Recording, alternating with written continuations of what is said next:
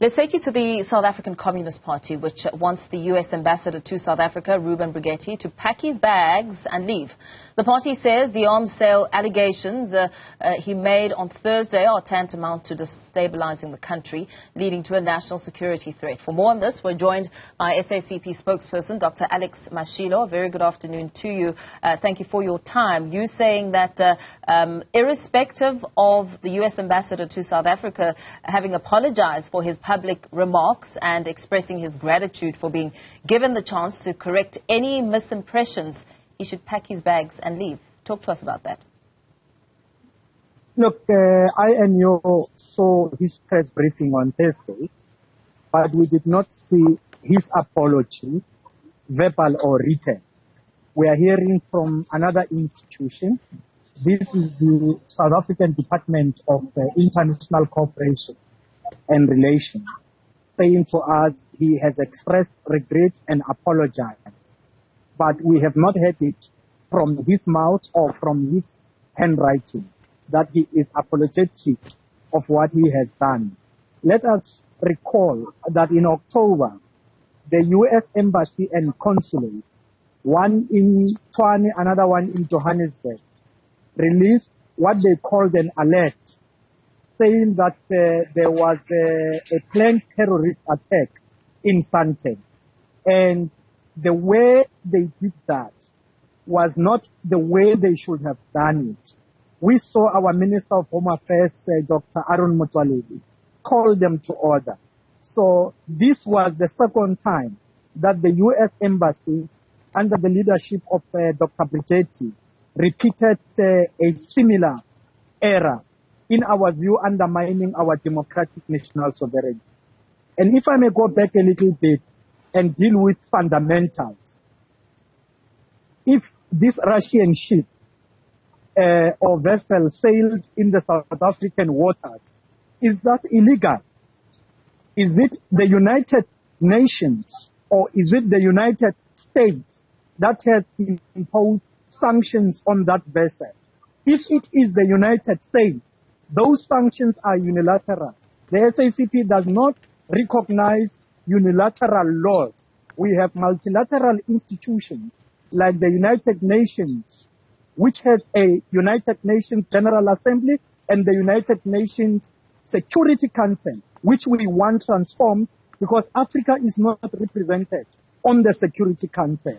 While we are still pushing for this transformation, we cannot respect sanctions imposed by a country. Imagine the U.S. can impose sanctions on another country, and then you have those sanctions having an extraterritorial impact affecting South Africa. That is uncalled for.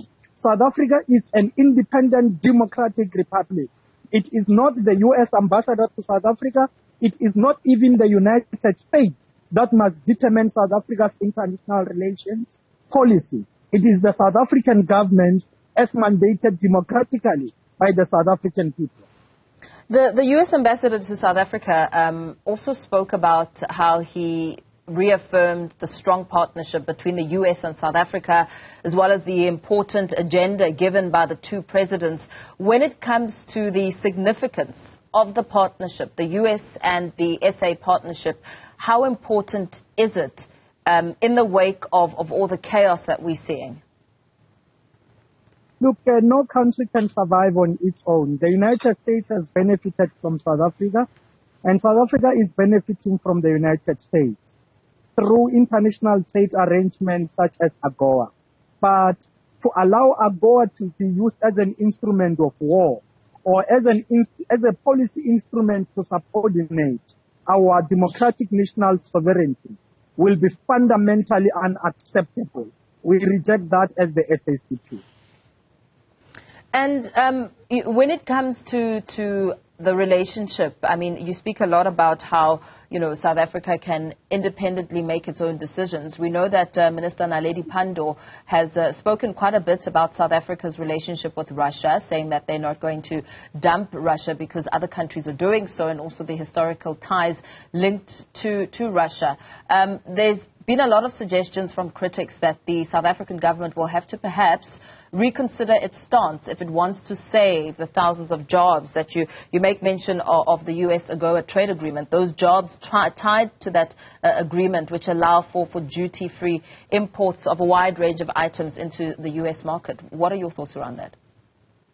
Look, the United States, under Donald Trump, imposed additional tariffs on the steel from South Africa and exempted other countries like Brazil.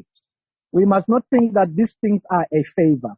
The United States is making use of its economic position to push us to abandon who we are. We must be who we are, and we must tell the truth, regardless of which country is a superpower in the world.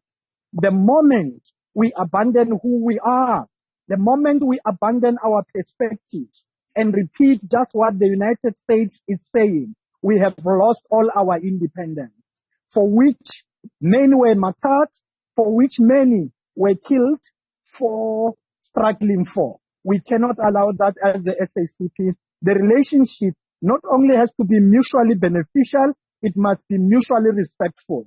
South Africa does not determine the foreign policy of the United States, and the United States must never even attempt to determine South Africa's foreign policy, because they will be constituting the United States as South Africa's external dictatorship, and we will not allow that as the SACP. If you're saying that Brigety must go, are you saying that he should be replaced by somebody else? Or would you be confident that perhaps the tone could be a lot more different if he's going to be replaced by somebody else? We don't need a different tone. We need international diplomatic protocols to be respected. The step that the South African government, through the Department of International Relations and Cooperation, has taken in summoning him, it is an important step. So we do acknowledge that step, but we wanted more decisive action, because we need to take into account that this was not the first time Dr. Brigety did what he did. Very well. Thank you so much for weighing in on this discussion. Dr. Alex Mashilo, SACP spokesperson, saying that the South African Communist Party wants U.S. Ambassador to South Africa to pack his bags and go.